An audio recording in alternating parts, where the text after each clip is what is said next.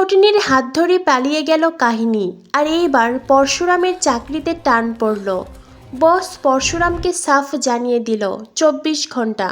24 ঘন্টার মধ্যে কাহিনীকে ডিপার্টমেন্টে ফিরিয়ে না আনলে পরশুরামের বিরুদ্ধে বস অ্যাকশন নেবে।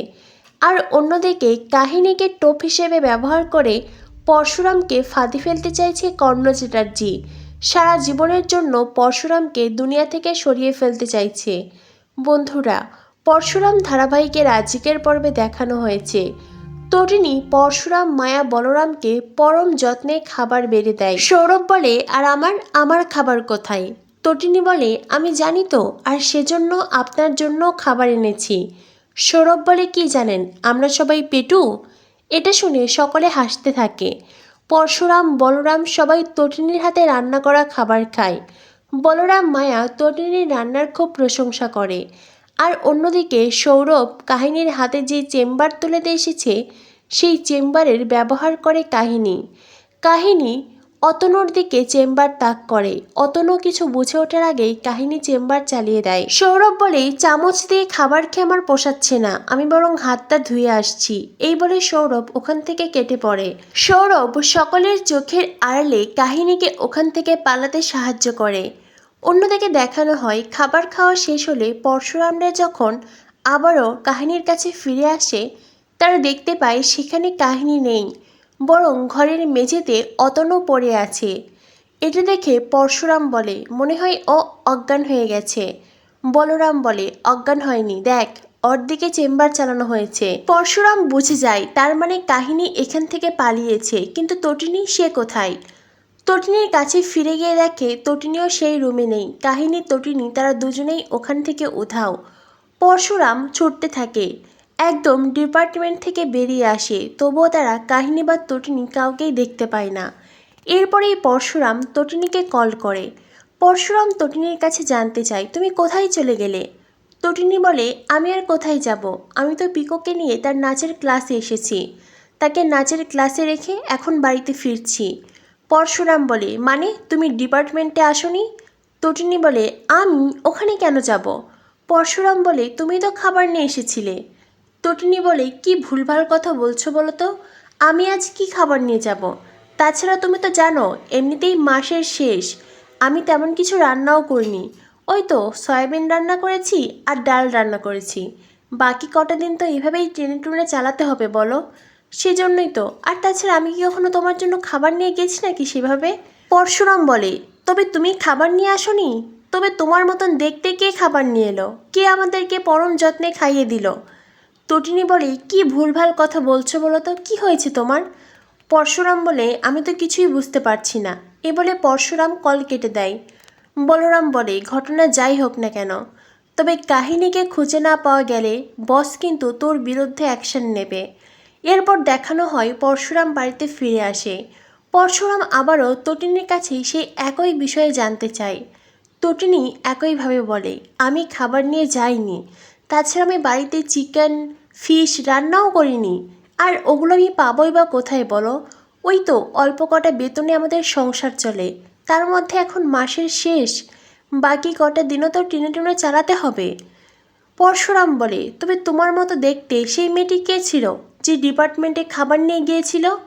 আর তাছাড়া ও কাহিনীকে নিয়ে ওখান থেকে পালিয়েছে, আর কাহিনীকে নিশ্চয়ই তুমি জানো, আর সেই সাথে বিক্রম বলে ছেলেটাকেও তুমি চেনো, তাই তো? তটিনী বলে, না আমি জানি না, তুমি কি বলছো আমি সত্যিই বুঝতে পারছি না। পরশুরাম তটিনীর ওপরে চিৎকার করে ওঠে। তখনই সেখানে আসে লাট্টু। লাট্টু বলে, পা তুমি মাম্মির সাথে ঝগড়া করছো? পরশুরাম নিজেকে সামলে নেয়। পরশুরাম তার লাট্টুকে বলে, না পা, আমি তোমার মাম্মির সাথে ঝগড়া করছি না, তাছাড়া আমি কি তোমার মাম্মির সাথে ঝগড়া করতে পারি? আমি তো তোমার মাম্মিকে খুব ভালোবাসি, তোমাদেরও খুব ভালোবাসি। তখনই তটিনী বলে, সন্তানদের সামনে মা বাবা যখন চিৎকার করে কথা বলে তখন সেই সন্তানদের শৈশব নষ্ট হয়। পরশুরাম তটিনীর কাছে ক্ষমা চায় উচ্চস্বরে কথা বলার জন্য। তখনই সেখানে আসে পিকো এসে বলে, মাম্মি শৈশব মানে কি? শুরু হয়ে যায় পরিবারের মধ্যে খুনসুটি। অন্যদিকে দেখানো হয় কর্ণ চ্যাটার্জি, যে কিনা গভীর ষড়যন্ত্রে ডুবে আছে। কর্ণ চ্যাটার্জি পরিকল্পনা করছে কাহিনীকে টোপ হিসেবে ব্যবহার করে পরশুরামকে পৃথিবী থেকে সরিয়ে ফেলবে। নিজের পরিকল্পনা সফল করতে কর্ণ চ্যাটার্জি কাহিনীকে কল করে। কর্ণ চ্যাটার্জি কাহিনীকে বলে, তোমার সাহায্যের প্রয়োজন আছে। তোমাকে টোপ হিসেবে ব্যবহার করেই ওই কমন ম্যান পরশুরামকে সরিয়ে ফেলবো। কাহিনী বলে, পারবেন তো? কর্ণ চ্যাটার্জি বলে, মানে কি বলছো তুমি? কাহিনী বলে, না মানে শিকারী সিংহ সে তো এখন বৃদ্ধ হয়েছে, তার হাত পায়ের নখ সেগুলো তার আগের মতন শক্তিশালী নেই, সে চাইলেই তো আর আগের মতো থাবা বসাতে পারবে না। কর্ণ চ্যাটার্জি খুব রেগে যায়। কর্ণ চ্যাটার্জি বলে, এই মুখ সামলে কথা বলো, ভুলে যেও না তুমি কার সাথে কথা বলছো, তুমি আমায় চেনো? তখনই কাহিনী বলে, আমার চাইতে বেশি ভালো আপনাকে আর কে চেনে? আপনার তো সুখী পরিবার, তাই না? পরিবারে আপনার পুত্র আছে কাবীর, পুত্রবধূ আছে আরাধ্যা চ্যাটার্জি, আর আপনার স্ত্রী লহরী চ্যাটার্জি। অবশ্য উনি আপনার সাথে থাকেন না, আপনার মতন একজন অপরাধীর সাথে কে বা থাকবে? এটা শুনে কর্ণ বলে, ইউ শাট আপ। অপরাধী? আমি অপরাধী? নিজে এত বড় একজন ক্রিমিনাল হয়ে আমায় অপরাধী বলছো? তখনই কাহিনী বলে, অপরাধী? আমায় অপরাধী বললেন? আপনি তো সবচাইতে বড় অপরাধী, আর আপনি যে কতটা অপরাধী সেটা আমি খুব ভালো করেই জানি। কাহিনী অনেক কষ্টে নিজেকে সামলে নেয় আর কর্ণ চ্যাটার্জির প্ল্যানে রাজি হয়ে যায়। অন্যদিকে কর্ণ চ্যাটার্জি যখন কাবির আর তার বন্ধুদের সাথে কথা বলছিল, সেই সব কথা শুনতে থাকে আরাধ্যা। কর্ণ চ্যাটার্জি ডুডোকে দায়িত্ব দেয় মোটরসাইকেল বাহিনী নিয়ে পরশুরামকে তাড়া করতে হবে। কাহিনীকে খুঁজতে পরশুরাম যখন নির্দিষ্ট জায়গায় যাবে, তখন বাইকে করে সেই দলের ছেলেপেলেরা পরশুরামকে তাড়া করবে। তখনই সেই বাইকের ভিড়ে আরও একটি বাইক থাকবে, যেখানে শুটাররা থাকবে, যারা কিনা পরশুরামকে শ্যুট করবে। কর্ণ চ্যাটার্জির এমন পরিকল্পনার কথা শুনে খুব ভয় পেয়ে যায় আরাধ্যা। আরাধ্যার সাথে সাথে তার ড্যাডি জিৎ মুখার্জিকে কল করে। আরাধ্যা বলে, পরিবারের মধ্যে যতই শত্রুতা থাক না কেন, তাই বলে কাউকে প্রাণে শেষ করার তো কোনো অর্থ নেই, তাই না? যতই হোক সে আমার জামাইবাবু। জিৎ মুখার্জি বলে, কি হয়েছে? আরাধ্যা বলে, ড্যাডি, আমি যে তোমায় এই তথ্যগুলো দিয়েছি, প্লিজ তুমি কাউকে বলবে না। জানো ড্যাডি, ওরা জামাইবাবুকে শেষ করার পরিকল্পনা করেছে। আর কিভাবে করেছে জানো? তখনই সেখানে আসে কর্ণ চ্যাটার্জি। কর্ণ চ্যাটার্জি আরাধ্যার কাঁধে হাত রাখে, আর তখনই আরাধ্যা ভয়ে আঁতকে ওঠে।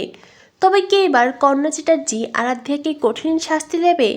অন্যদিকে দেখানো হয় কাহিনী পরশুরামকে কল করে। কাহিনী পরশুরামকে বলে, আপনি আমার কিচ্ছু করতে পারবেন না। হ্যাঁ, আমি শুধুমাত্র এখানে ক্রাইম করতে আসিনি, আমি এসেছি আলাদা এক মিশনে। তাই আমি যতক্ষণ না পর্যন্ত আমার মিশনে সফল হব, কেউ আমার কিচ্ছু করতে পারবে না। আগামী পর্বে দেখানো হবে বস পরশুরামকে সাফ জানিয়ে দেয়, ডিপার্টমেন্ট থেকে কাহিনী পালিয়েছে, তাই 24 ঘন্টার মধ্যে কাহিনীকে ফিরিয়ে আনো, নইলে আমি তোমার বিরুদ্ধে অ্যাকশন নেব। যেই কথাটা শুনে অবাক হয়ে যায় পরশুরাম। তো বন্ধুরা, কি হতে চলেছে পরশুরাম ধারাবাহিকে পরবর্তী আপডেটটি পেতে আমাদের সাথেই থেকো। ধন্যবাদ সবাইকে।